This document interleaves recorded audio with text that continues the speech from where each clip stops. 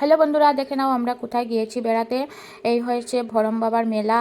আর এই যে আমরা মেলাতে গিয়েছি, এই হচ্ছে প্রথম গেট। আর আমরা সামনের রাস্তা দিয়ে এসেছি। আর এই যে দেখে নাও, যারা যারা ভরম বাবার মেলাতে যেতে পারোনি বা কোনোদিন যাওনি, তারা ঘরে বসে ভরম বাবাকে দর্শন করে নিতে পারবেন। দেখেন কতটা ভিড়। আর এই যে আমরা অনেক ভিড় ঠেলতে ঠেলতে আমরা গিয়েছি। আর অনেক দূর গাড়ি বাইক এগুলো পার্কিং করা। আর মন্দিরটা একটু উপরে আছে, টিলার উপরে। তো তারপর আমরা উপরে গিয়ে উঠেছি। এইদিকে দেখুন কত সুন্দর করে ট্যাটু আঁকা হচ্ছে। প্রায় সব কিছুই আছে মেলাতে, কোনো কিছু বাদ নেই। অনেক বড় মেলা। আর আমাদের অনেক আগে যাওয়া হয়েছিল, অনেক বছর পর আবার গিয়েছি। এই দেখেন আমি মন্দিরে ঢুকেছি প্রণাম করার জন্য। প্রসাদ নিয়ে বেরিয়ে এখন দেবো টিকা। আর টিকা দেওয়ার পরে আমরা যাব অন্য মন্দিরে।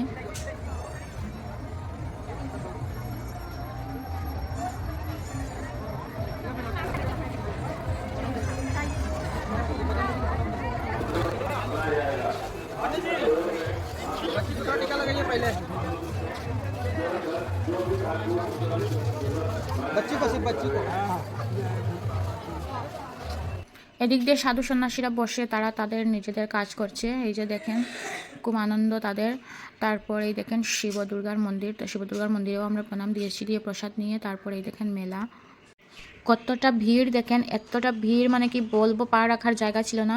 আর খুব সুন্দর করে মন্দিরটাও সাজানো হয়েছে। আর এই যে লাইটিং করে অনেক সুন্দর করে সাজিয়ে, এত প্রচণ্ড ভিড় কি বলবো। তারপর আমরা প্রতিটা মন্দিরে গিয়ে প্রণাম দিয়ে দিয়ে প্রসাদ নিয়ে তারপর আমরা মেলার দিকে যাই। কিন্তু মেলাতে আমরা আর ঢুকি না, কারণ মেলাতে ঢুকলে তো আমাদের সাথে বাচ্চারা আছে, ওদের যন্ত্রণায় আমরা আর মেলাতে যেতে পারবো না। আর তারপর আমরা আর যাই নাই, কারণ সামনেই তো গান্ধী মেলা আসছে, গান্ধী মেলাতে যাবো, তাই না।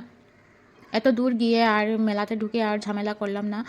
আর এই যে দেখেন কত সুন্দর করে সাজানো হয়েছে, ওই সাইড দিয়ে মেলা। তো আমরা মেলার রাস্তা দিয়ে আর ঢুকি নাই। আর এই হচ্ছে পিছনের গেটটা। কতটা ভিড় দেখেন, কতটা